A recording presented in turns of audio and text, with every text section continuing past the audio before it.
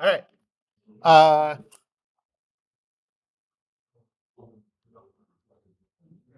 so the important news is Monday is quiz one.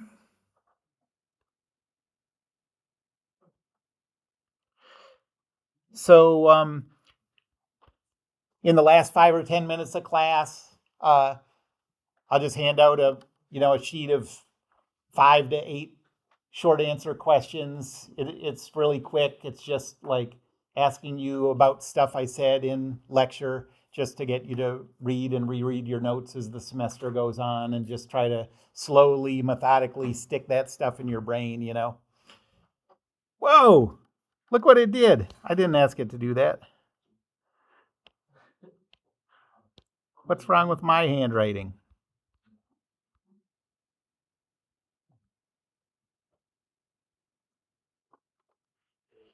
Um,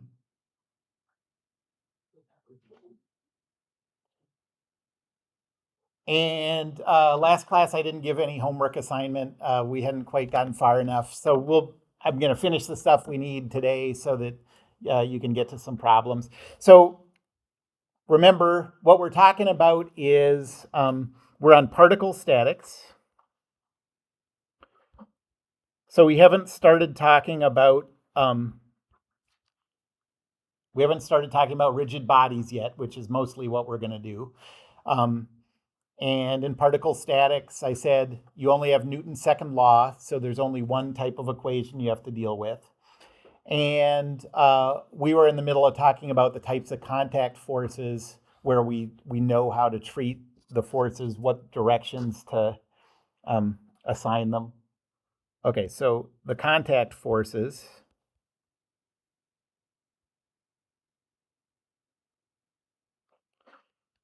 The first one is cables and slender rods.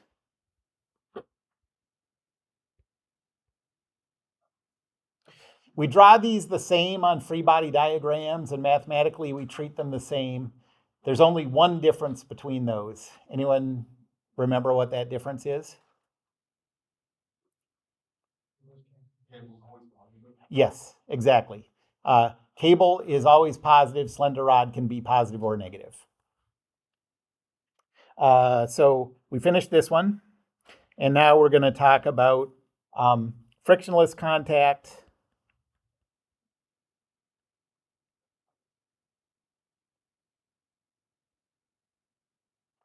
and friction contact.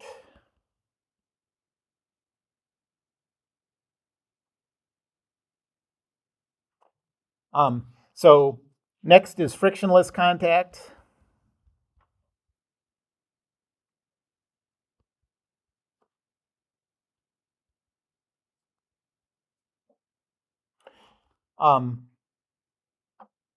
So if two objects push on each other,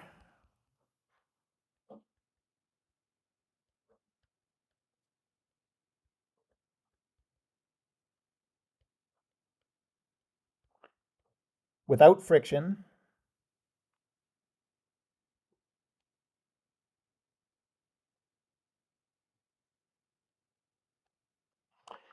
the force on the chosen object, and you could choose either one of the two objects as your chosen object, but the force on the chosen object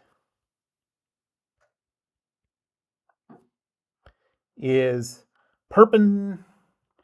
damn it,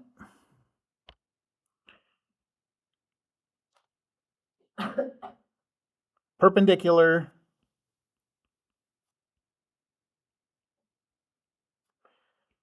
to the surface of contact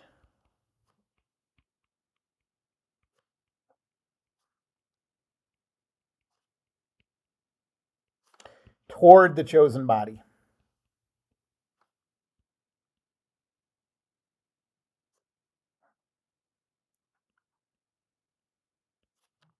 Okay.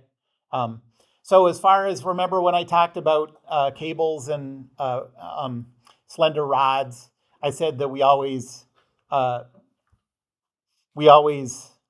assign the direction away from the chosen body. With this frictionless pushing contact, we always assign that direction toward the chosen body. That can feel a little abstract, but just think of like if you're wearing a puffy coat and you tie a tape cable to it and pull on the cable, your coat goes away. That's the direction of the force. If something pushes on you, the coat goes towards your body. That's the direction of the force. Okay. So for example, if you have an incline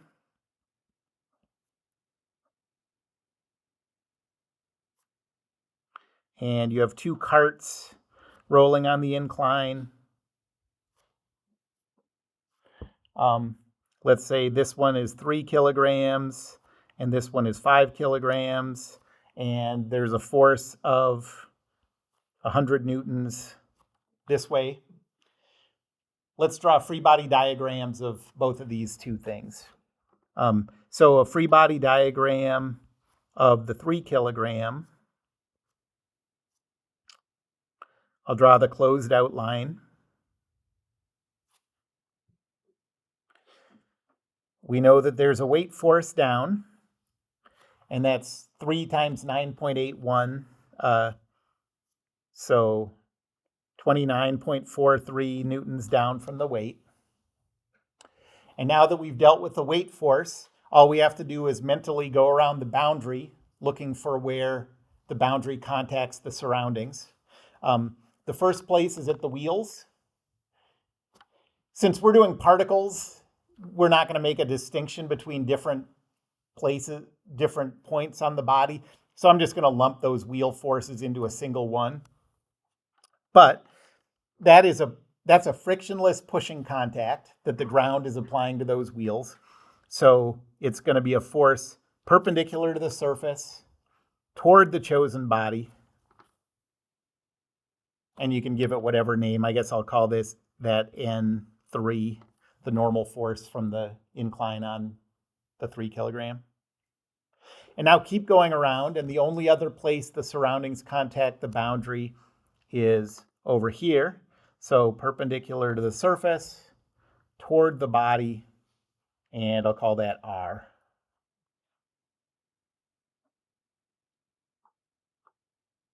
Yes? Do you have to have like the cart sideways in your free body diagram? Yeah, I would recommend it. I mean, you don't have to, but I do think it helps you avoid some confusion. What it does is it helps you not make things parallel to each other that aren't actually parallel. Right. Yeah.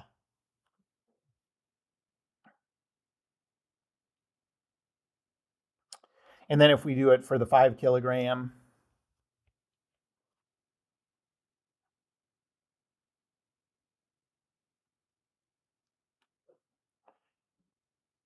okay, we have the weight force down of 5 times 9.81, so 49.05. Then we have the pushing force from the ground. I'll call that N5.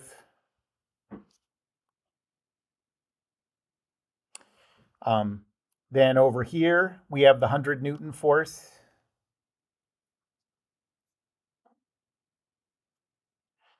Notice that 100 didn't appear on the 3 kilogram because it didn't act on the boundary. It only appears on the 5. And then we go around to the other side and we have the pushing contact. It's perpendicular to the surface of contact toward the chosen body. And then the magnitude of this is the magnitude of this. That's Newton's third law.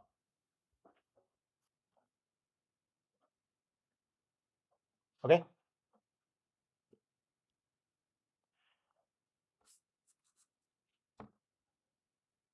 And now friction contact.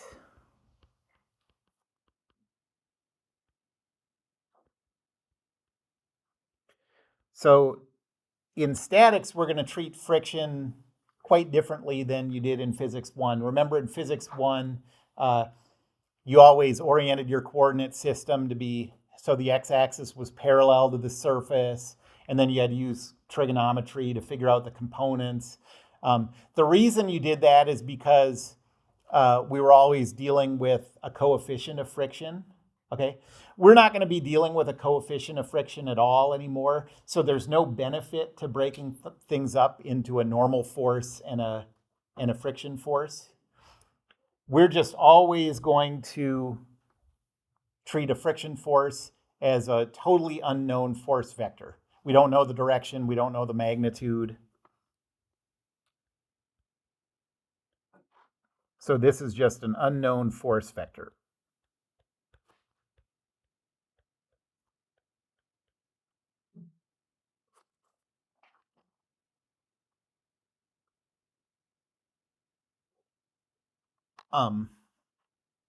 So for example, let's say that we have two boxes on this incline, and there's friction between the incline and this 2 kilogram box. And then there's friction between the 2 kilogram and the 1 kilogram box. And let's say that there's a 2 Newton force this way, and then let's make this one horizontal, and let's call this one 3 Newtons, I don't know. And we want to draw free body diagrams of both of those. So the free body diagram of the 1 kilogram box, there's a weight down. So that's 9.81. There is a horizontal 3 Newton force. And then there's a friction contact between, like applied to the 1 kilogram box by the box under it. And I'm just going to treat that as an unknown force vector. So I'm going to draw the coordinate system directions, and I'm going to give this a name. Let's call it F. Why did we put it in there? Because that's where it's touching it. Yeah, I just put it with the, a lot of times you just put it where it makes the picture less cluttered. But yeah, I put the place where these two vectors met at the place where the contact is happening, sort of.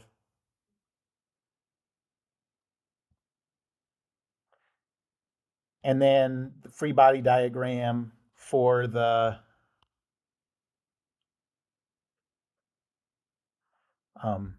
2 kilogram box.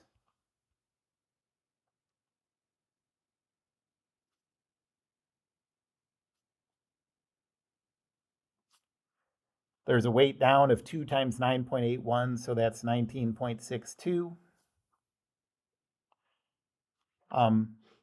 There is a 2 Newton force that way. Notice that the 2 acts on this one and the 3 acts on this one and not vice versa. And then there's a friction contact here. I'll call that, I'll call that R. And then there's also a friction contact here. And notice that this one has to be the opposite of this one. So I'm going to write this as negative F.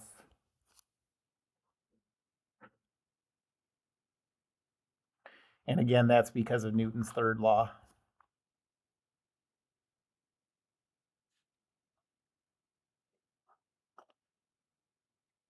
Okay, well, let's just go through some examples where this is just the free body diagrams.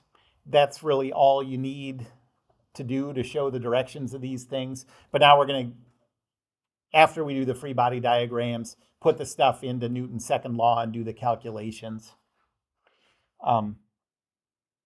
Professor? Yeah. So for a free body diagram, should we also, like, if we have multiple, should we do them based on the size too? It doesn't really matter too much. I mean, I suppose the more accurate you make things, the easier it is for people to understand what you're talking about when they have to read it. And, you know, you're trying to develop good habits so you can communicate well with people later on.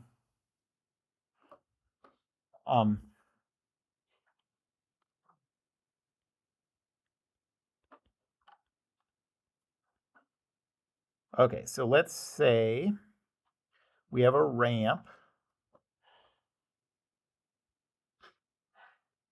And the ramp makes an angle of 20 degrees with the horizontal.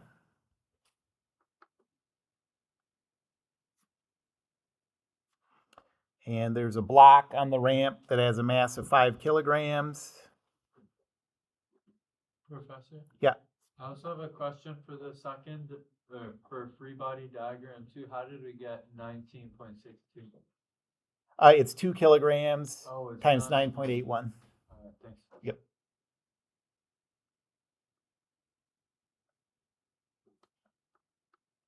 So a cable goes over the pulley and connects to a hanging mass that has a mass of 1 kilogram. We're assuming there's friction between the block and the incline. And if this system is in static equilibrium, yeah. You always assume it has like a friction concept or like a laser problem. Usually, if there's like room for confusion about it, then I'll say in the problem statement. Like in this, I would probably say I would say in the text that there's friction between the block and the incline. But normally, like if I wanted there not to be friction between those, I would draw wheels between them. That's like an indicator that I don't mean for there to be friction there. Mm-hmm. So if the system is in static equilibrium,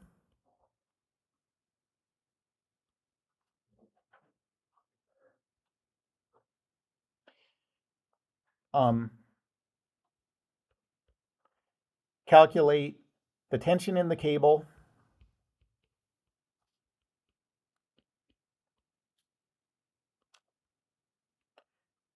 and the force vector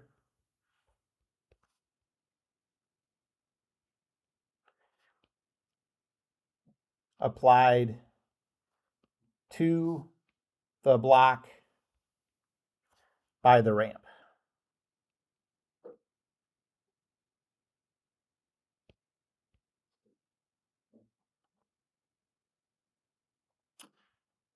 Okay, well, I'll draw first a free body diagram of the 1 kilogram.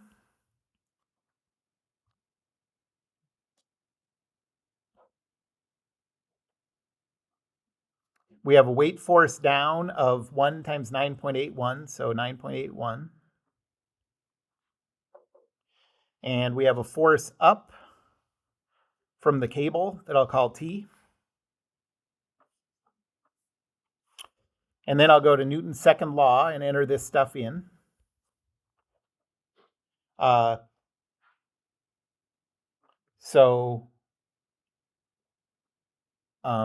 We have a weight force of 0, negative 9.81. A cable force of 0T. Do those components make sense to you? And then that's equal to the mass times acceleration, but the acceleration is 0, always in this class. And so we have zeros here. We get 2 equations from this, the x equation and the y equation. Obviously, you can see the x equation is not useful, but the y equation says negative 9.81 plus t is equal to 0. Okay. So from this, we automatically already know that the tension in the cable is 9.81.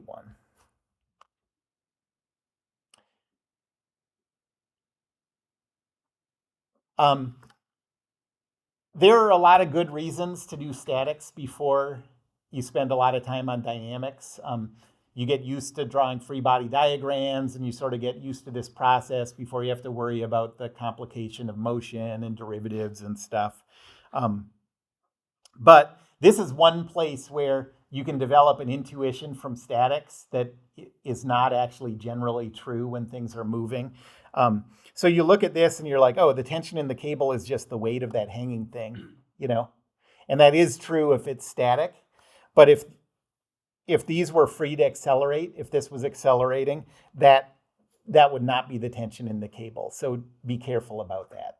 Okay. Yep. Add them up, because I wouldn't like to add- How do I know what? and to add the two vectors.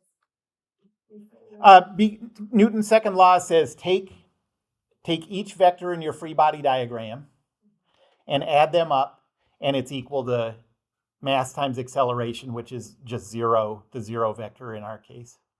Okay. Okay, well, that's the tension in the cable, but we also want to know the force that's applied to the block by the incline. So now I'm going to do the free body diagram of the block.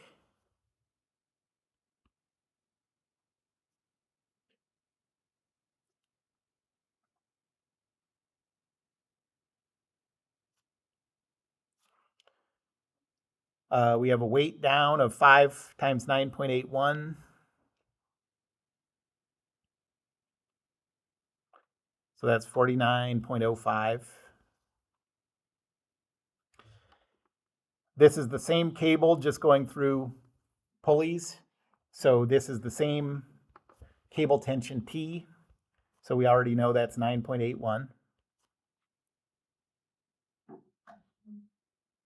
And then the last thing is the friction contact. So we draw these in the direction of our coordinate system. And like I said, there's no reason to rotate the coordinate system in statics. Just keep it the way it was. And I'll write this as, I guess I'll call it R. That's a fully unknown force vector.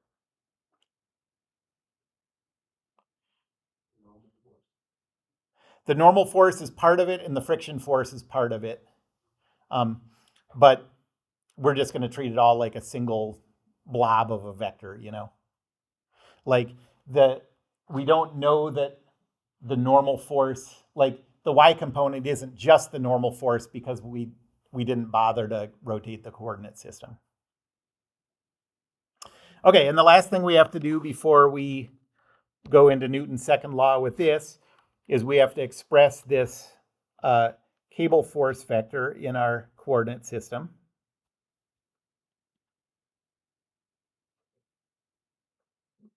So it's like this. It has a magnitude of 9.81. This angle is 20 degrees. So the components are 9.81 times the cosine of 20 degrees, 9.81 times the sine of 20 degrees.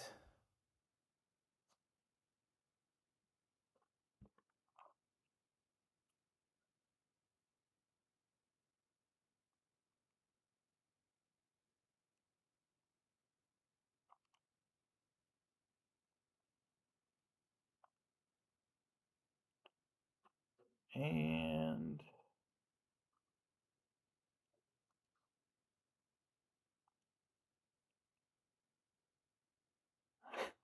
golly.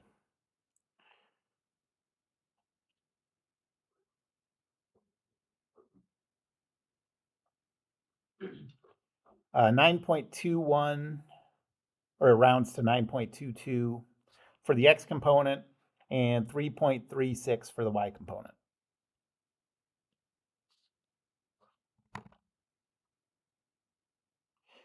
So now we can plug this into Newton's second law.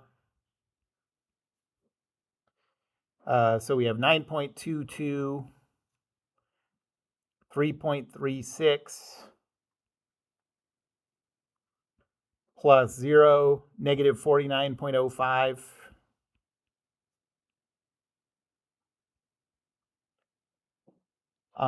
Plus, I'll call it just Rx, Ry. And that's all equal to zeros.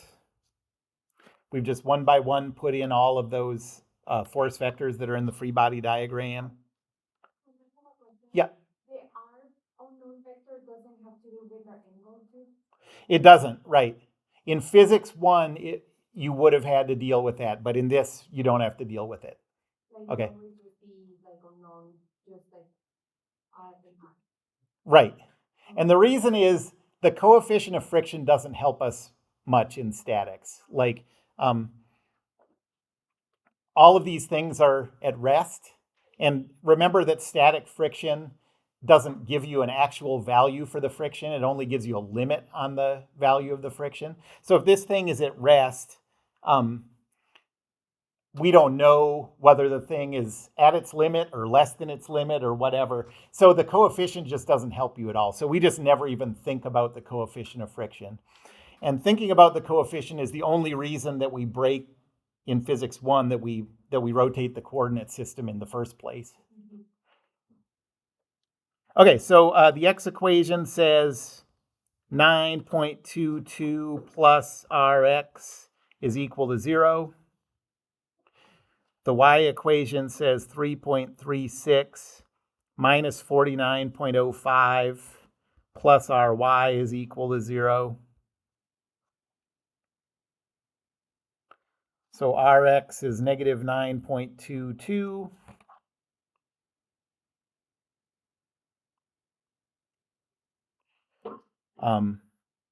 Ry is equal to positive 45.69. And so that R vector that's applied to the block by the incline is negative 9.22, positive 45.69 newtons.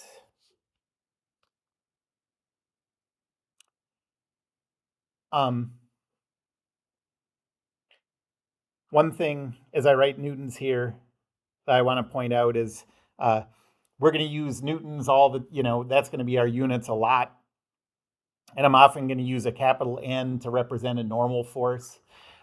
So to keep those separate from each other in your head, when I write a normal force, I'm always going to write it. Let's see, I have one here. I'm always going to write it with like a little fancy shoe and hat, little serifs on it. And when I write newtons, I'm going to always write it plain. So just to try to help keep it straight. All right, any other questions about that problem?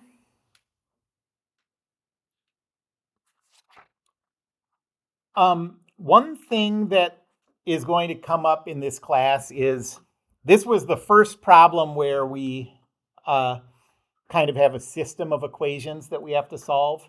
It ended up being a really easy system of equations. We could solve the first one on its own and then plug it into the second one.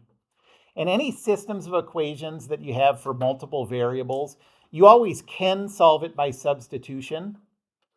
But in this class, you're going to do problems that get up to about 15 variables and 15 equations. And so solving by substitution, it would work, but it would be really a pain, Yeah. So should we always work with like the body diagram for like the object that has less things going on and then work our way to the second object? I don't really have any, that seems like a good hypothesis. I don't know if I've ever thought about it that way. So yeah, I'll pay attention to that and see if that's true. But for now, I'd say no, just start at one and just do all of them, Okay, so I'm going to give you a way on your calculator that you can really easily solve big systems of equations.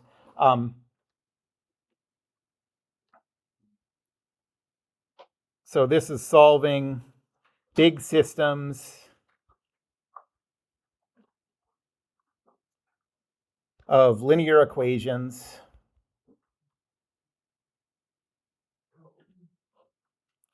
And we're going to use reduced row echelon form.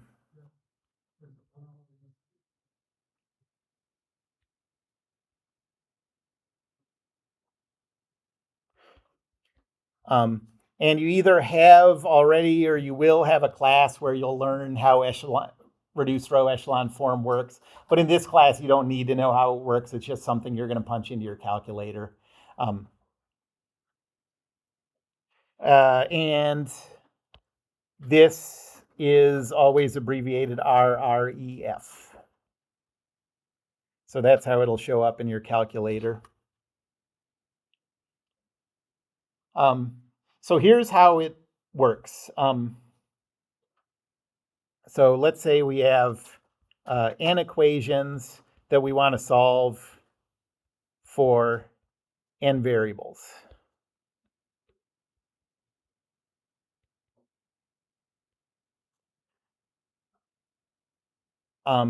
So the first step is write all your equations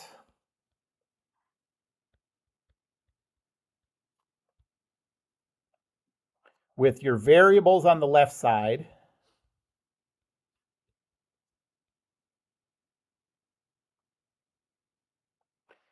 and your constant on the right side.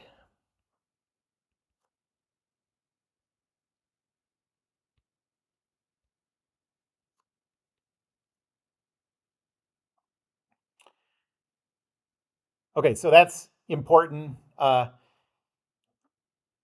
There's no reason the equation isn't wrong if you have the constants on the left side, but you need to, in order for this process to work, you need to separate them over to the right side.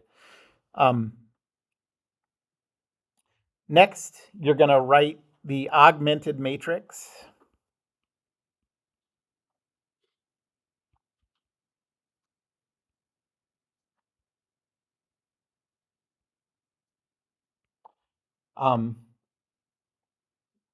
So you're going to choose an order for the variables.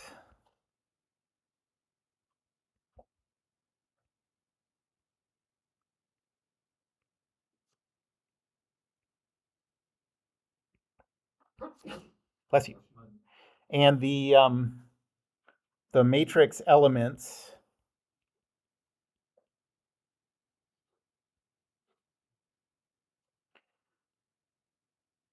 are the variable coefficients.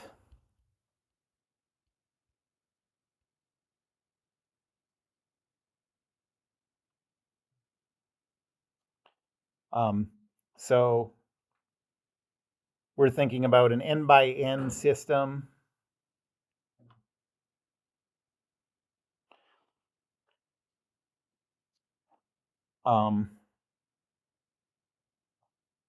And so the rows represent the equations.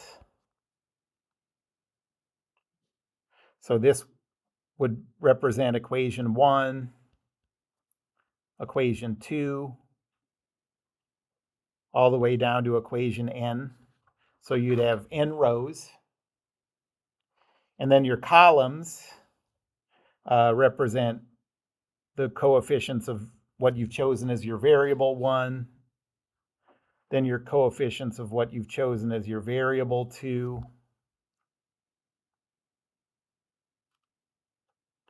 until you get to the second to the last row, and this would represent your variable n. And then the last one is your constants that you've moved to the other side of the equation. Okay, so this is n rows. Why is it doing this?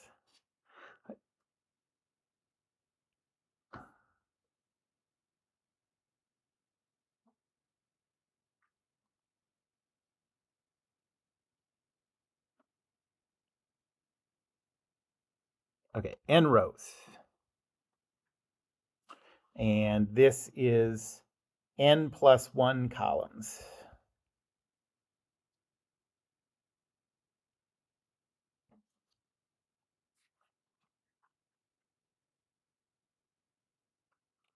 The third step is all of your calculators have this function RREF built into it. So you're just going to run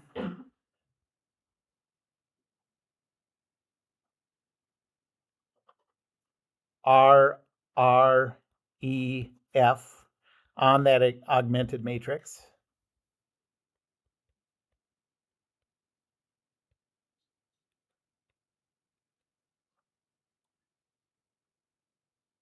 And then fourth, the output that it'll give you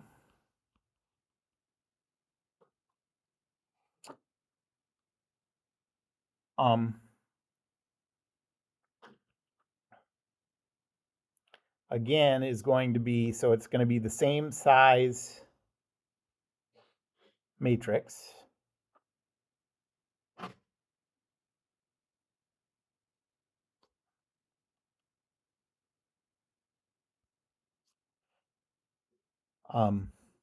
So this is going to be n rows, n plus 1 columns.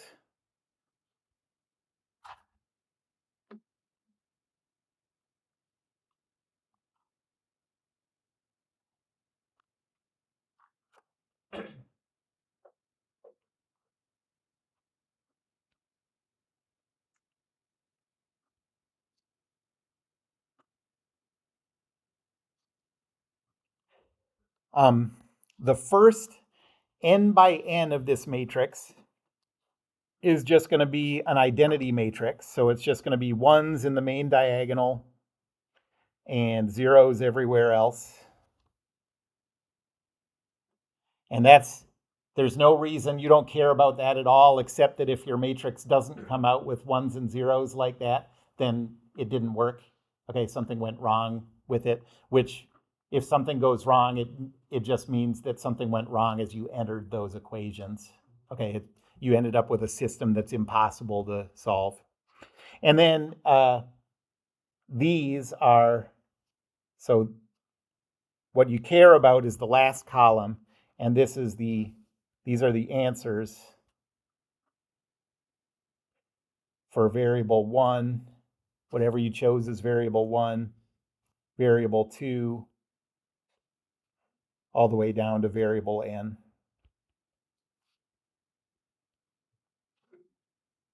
Okay.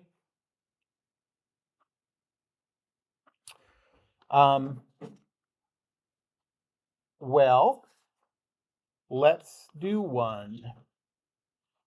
Scroll up a little bit. Yeah.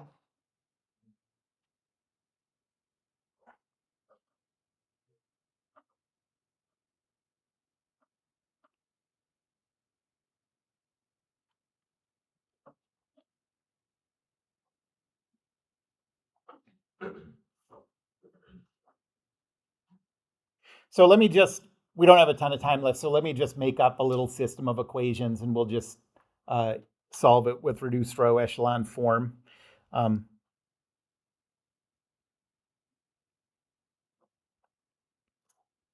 So let's say we have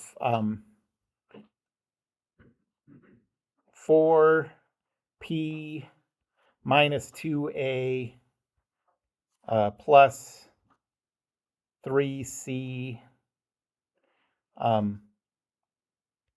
minus 20 is equal to 0. P plus c is equal to 5. And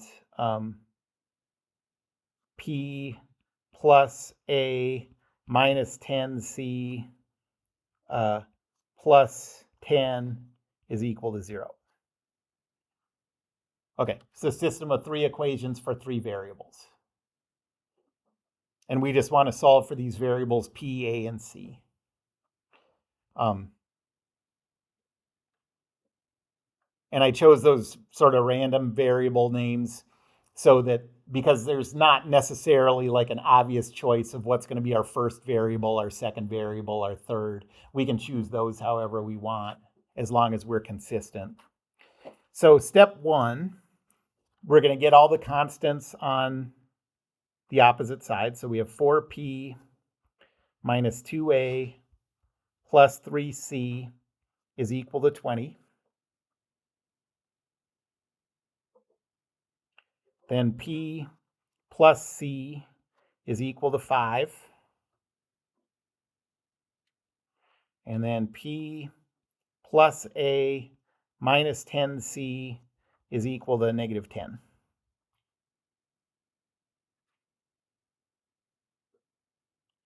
And now we'll make the augmented matrix based on this.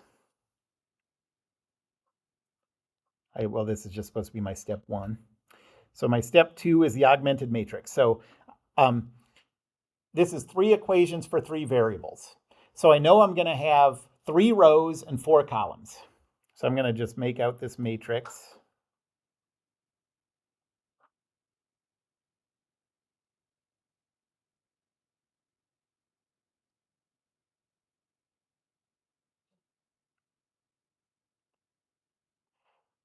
And for an order of variables, it doesn't matter what you choose as long as you're consistent, but I'm going to say these are my A values, my C values, my P values, and my constants.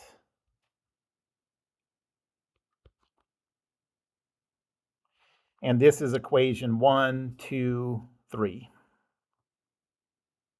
It also doesn't matter how you number your equations. But okay, my first equation, P's, I have 4 of them. A's, I have negative 2. C's, I have 3. And constants, 20. If you didn't get your constants alone on the other side of the equation, all your answers would be exactly reversed, because you'd be putting a negative 20, for example, instead of a 20. Equation 2, P's we have 1, C's we have 1, constant 5. Last one, P's we have 1, A's we have 1, C's we have negative 10, constant negative 10. And so, however, If it's 0, I think you have to enter, or you go back. and what I got out is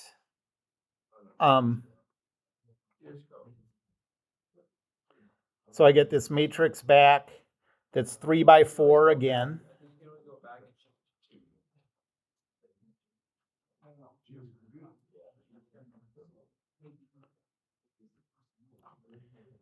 And I get 1, 1, 1, 0, 0, 0. So that means that it worked. And then the last column says negative 0.652, 1.304, 3.696. And these values are in the order that I chose my variables, which means that this is the value for A.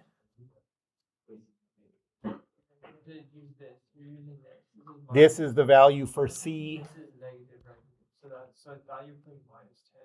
And this is the value for P.